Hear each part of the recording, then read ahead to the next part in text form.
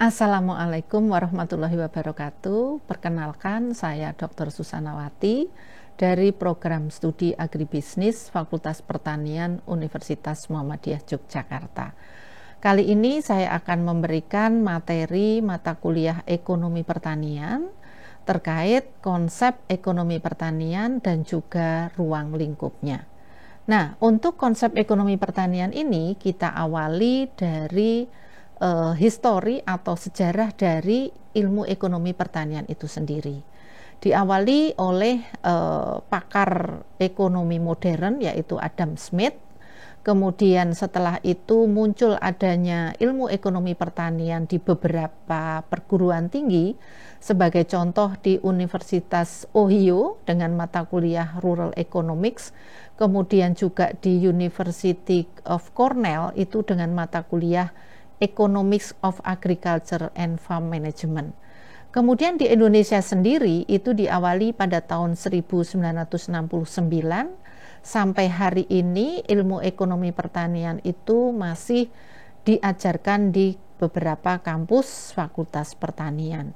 Eksistensi ilmu ekonomi pertanian itu sendiri juga didukung oleh adanya beberapa organisasi antara lain Perhepi atau Perhimpunan Ekonomi Pertanian Indonesia yang selalu mengadakan seminar, kemudian juga diskusi-diskusi untuk melihat bagaimana perkembangan ekonomi pertanian itu sendiri di Indonesia.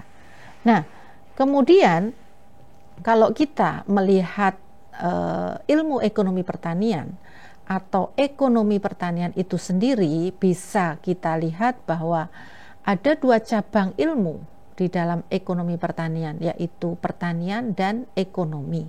Sehingga dalam arti sempit, ilmu ekonomi pertanian itu bisa dikatakan sebagai aplikasi prinsip-prinsip ilmu ekonomi di bidang pertanian. Nah, karena itu masih sangat sederhana atau konsep itu bisa dikatakan sempit, sehingga perlu dikaji lagi konsep yang bisa mengakomodir adanya lingkungan yang sangat lekat dengan masalah-masalah ekonomi pertanian yang belum tercover di dalam pengertian ilmu ekonomi pertanian secara sempit tersebut. Nah, untuk mempelajari adanya ekonomi pertanian atau konsep ilmu ekonomi pertanian, kita lihat masing-masing dari cabang ilmu ekonomi dan juga cabang ilmu pertanian. Nah, ekonomi secara makna terminologis itu adalah sebuah pilihan. Artinya apa? Pelaku-pelaku ekonomi, baik produsen maupun konsumen, itu juga sama-sama dihadapkan pada pengambilan keputusan. Adapun dasar dalam pengambilan keputusan tersebut, itu harus memperhatikan adanya analisis biaya dan manfaat.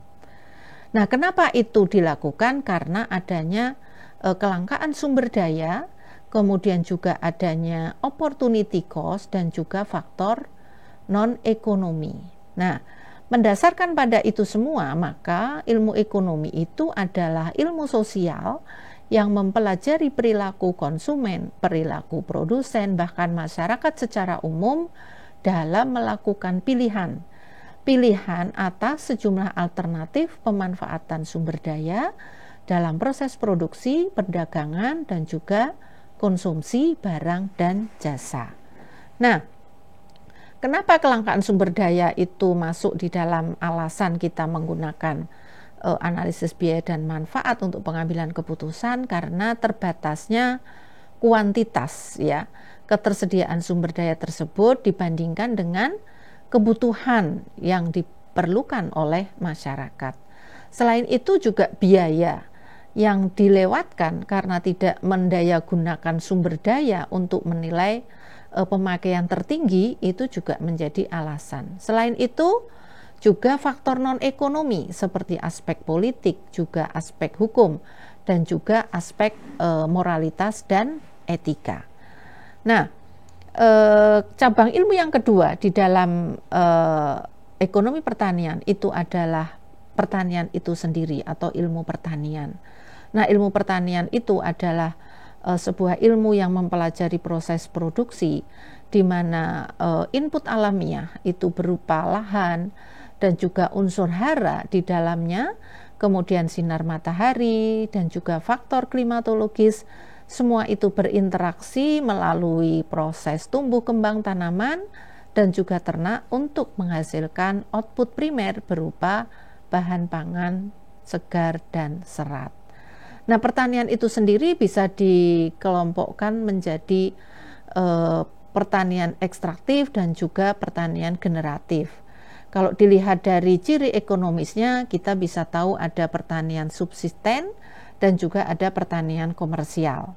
Nah, kemudian juga ada pertanian dalam arti sempit, yaitu pertanian rakyat atau usaha tani yang dikelola oleh petani dan keluarganya.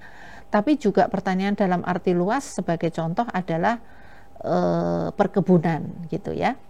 Nah, oleh karena itu di dalam ekonomi pertanian ada ilmu atau ada cabang ilmu ekonomi mikro dan juga makroekonomi. Nah, ekonomi mikro dan makro itu juga digunakan di dalam kita belajar ekonomi pertanian.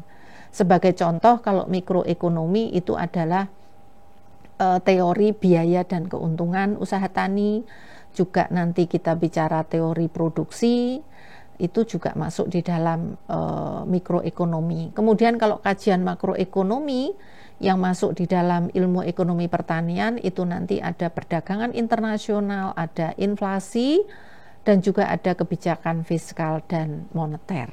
Nah, berdasarkan yang saya sampaikan tadi, maka kita bisa membuat definisi ilmu ekonomi pertanian itu adalah salah satu cabang ilmu sosial yang mempelajari perilaku petani, tidak saja dalam kehidupan petani tersebut secara profesional, namun juga mencakup persoalan ekonomi lain yang secara langsung maupun tidak langsung itu berhubungan dengan proses produksi, berhubungan dengan pemasaran, dan juga berhubungan dengan konsumsi petani maupun kelompok tani.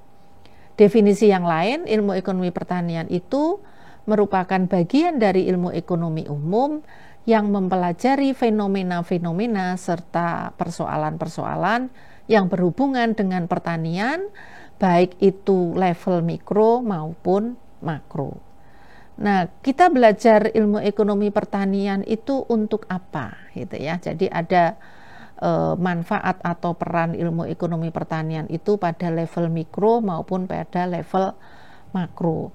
Pada level mikro, sebagai contoh, ini bisa digunakan oleh para pakar ekonomi dan juga para pakar pemasaran dalam berkontribusi untuk meneliti permintaan input misalnya, juga dalam penelitian respon terhadap supply.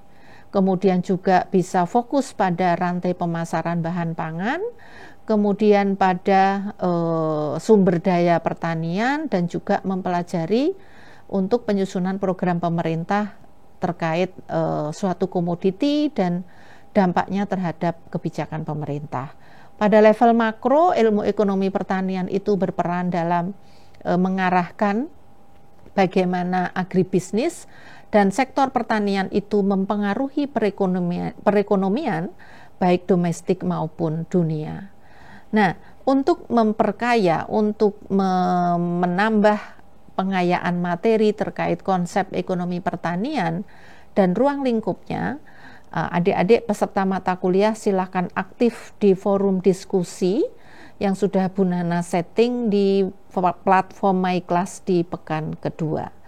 Untuk waktu aktif di forum diskusi juga sudah ada di MyClass pekan kedua.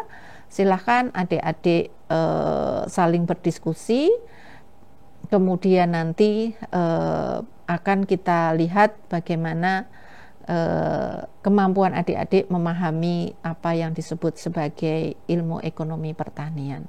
Demikian materi dari saya. Terima kasih. Assalamualaikum warahmatullahi wabarakatuh.